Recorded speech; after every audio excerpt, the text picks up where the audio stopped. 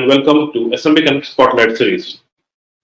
Spotlight is a platform for leaders to share their knowledge. Today's edition, I will be interacting with the president of one of the largest industrial associations in India. My name is Sandeepan Ray. I am the founder director of SMB Connect. We are one of the largest network of SMEs and businesses across India. At SMB Connect, our mission is to build a supportive communities for businesses. SMB Connect provides advisory solutions, knowledge session, and opportunities for businesses to network. We have organized over 100 conferences and seminars across India in the last few years. During the lockdown, we have organized webinars for businesses to address their needs. At the beginning of 2021, we have published an ebook, Game Plan 2021, Vision 2025, which has received massive downloads. You can access the book by visiting SMB Connect website. In today's session, we have Mr. Suresh Agarwal, one of the foremost business leaders from Rajasthan. He is the president of FORTI, one of the largest industrial association in India. Apart from that, he has business interests in India and Africa. So let me give you an introduction of Mr. Suresh Agarwal. Apart from being a president of FORTI, he is the chairman of Ganganagar Motors Limited, automotive organization. He also is the business director for MTR Exports, which has business interest in Africa. He is currently the president of Shri Agarwal Shiksha Samiti. There are 7 education institutes in this particular organization with over 7,500 students. He is also General Secretary of Federation of Indian Automotive Spare Parts Dealers Association. Namaskar Suraj ji, and welcome to SMB Connect Spotlight series. Thank you very much for the time. बहुत बहुत धन्यवाद कि आपने अपना कीमती समय दिया.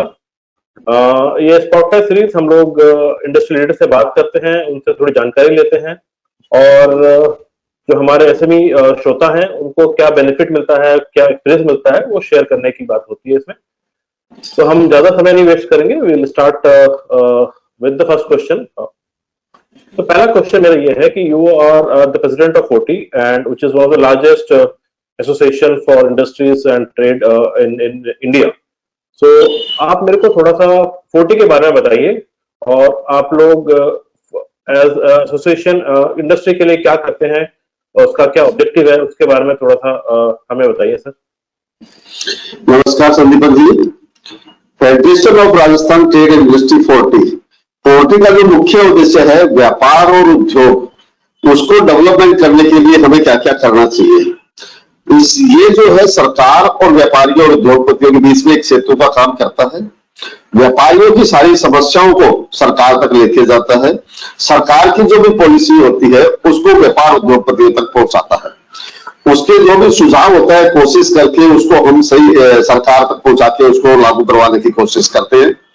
सरकार के जो भी नीतियां होती है उनको व्यापारियों द्वारा भी लागू करवाने की कोशिश करते हैं कि ये लागू हो जाए, जिससे दोनों को बेनिफिट मिले और ये दोनों के बीच की एक कड़ी हो गई. Federation of Rajasthan trade industry Rajasthan के हर एक डिस्ट्रिक्ट में इसकी ब्रांचेस हैं.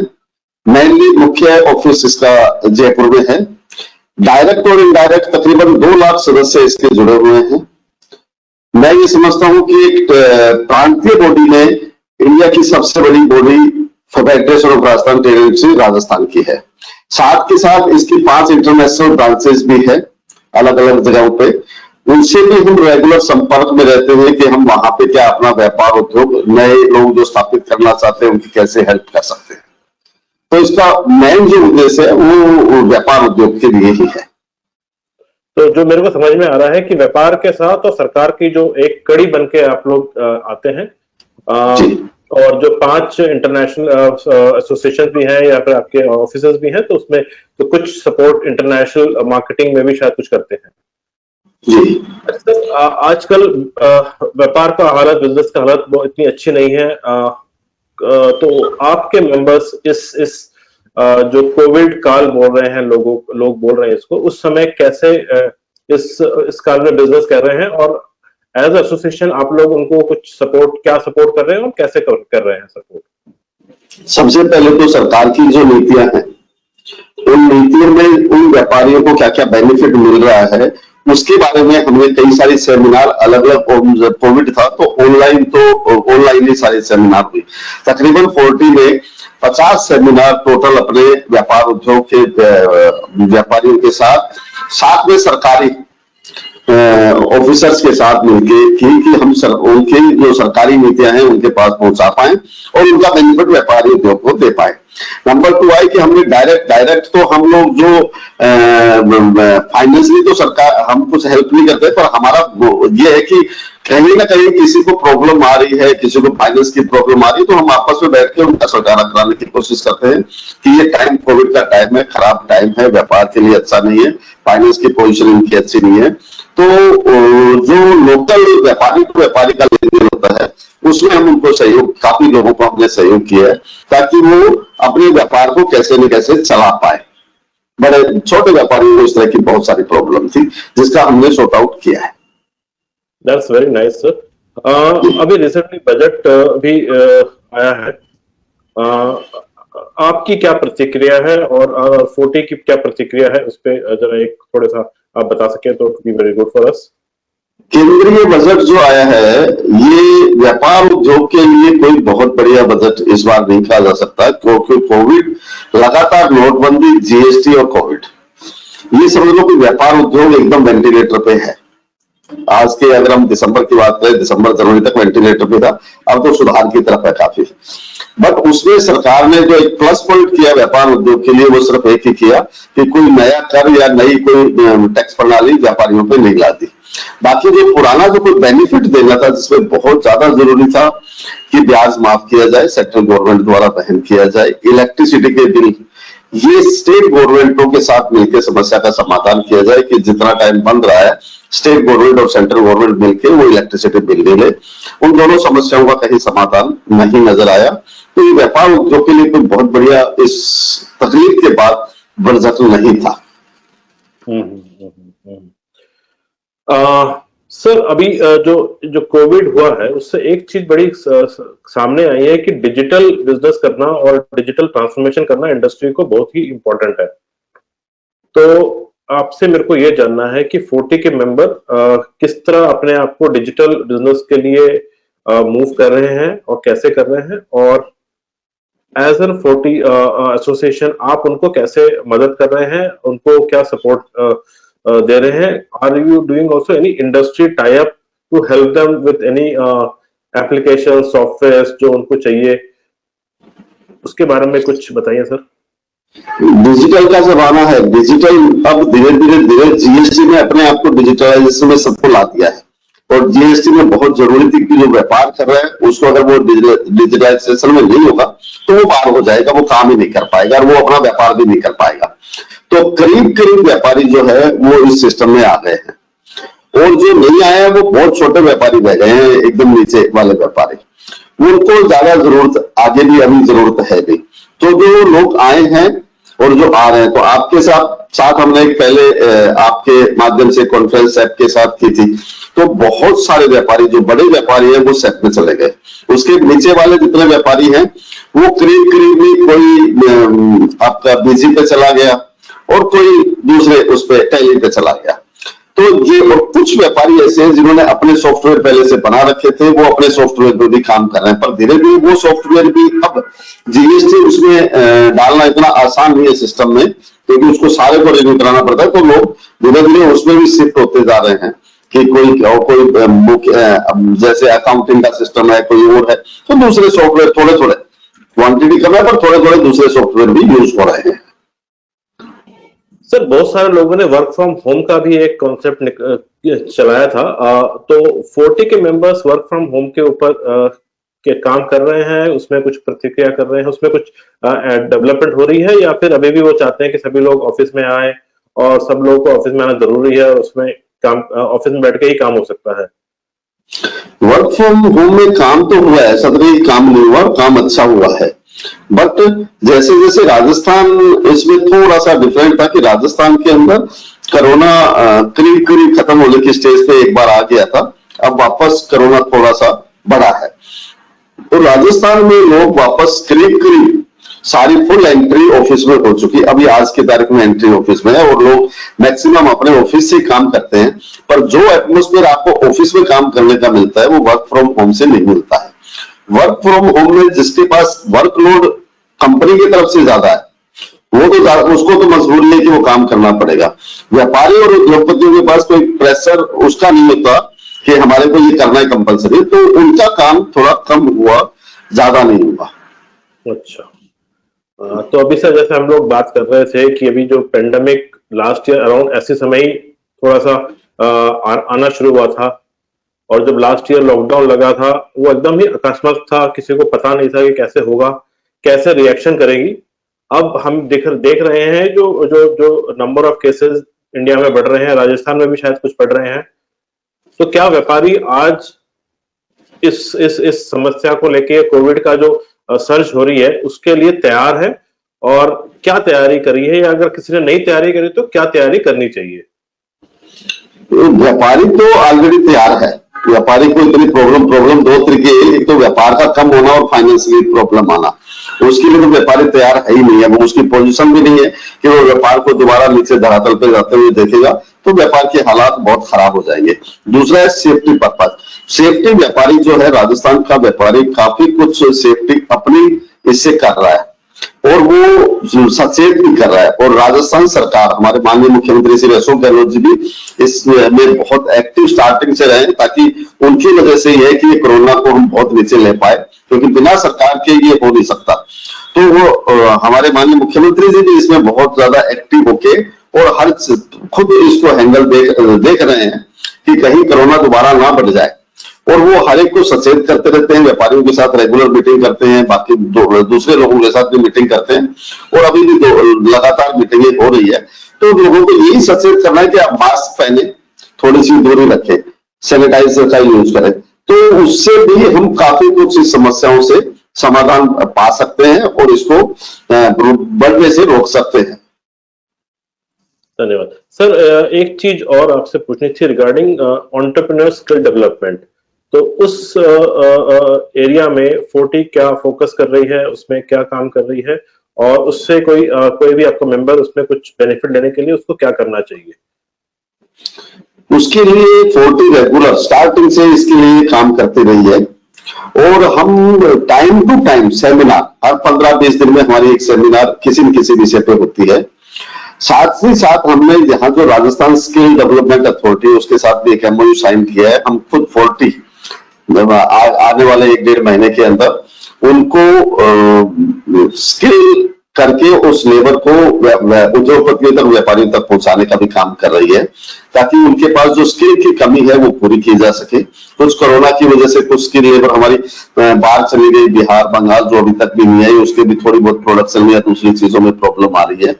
साथ के साथ जितने भी प्रोडक्ट जो हमारे को लगता है कि ये हमारे को व्यापारियों तक पहुंचाने चाहिए, उसके लिए हम सेमिनार, रेगुलर सेमिनार करते हैं, और उनके साथ हम उस कैटेगरी को, जैसे कि पर्टिकुलर ये कोई भी चीज है उसको कौन सी कैटेगरी के व्यापारियों के साथ पहुंचानी है, उन्हीं व्यापारियों को बुला के सेमिनार करते हैं। एग्जीबिशन होती है, बार के टूर होते हैं, हम इंडिया के बाहर भी हर साल एक टूर करते हैं, ताकि व्यापारियों को ले जाके वहां हम एक्सपोर्ट कैसे बढ़ा सकते हैं, उसमें भी उनके साथ चर्चा होती है और काम करते हैं। सर अभी आपने बात करी कि आप एक बाहर का टूर लगाते हैं, आप भी बिजनेस आपका जो है अफ्रीका में चलता है, आपका काफी इंटरेस्ट है अफ्रीकन बिजनेस में। तो मेरे को आपसे जानना है कि अफ्रीका एज एन अपॉर्चुनिटी कैसी है इंडियन बिजनेसमैन के लिए, और अगर कोई बिजनेसमैन अफ्रीका में जाना चाहता है, अपना बिजनेस व्यापार वहां पर स्टार्ट करना चाहता है, मैन्युफैक्चरिंग लगाना चाहता है, तो उसको क्या क्या वहां की गवर्नमेंट सपोर्ट कर सकती है, और अगर 40 के मेंबर है तो 40 के मेंबर्स को क्या बेनिफिट मिल सकता है, अगर आपके इस एक्सपीरियंस का हम लोग?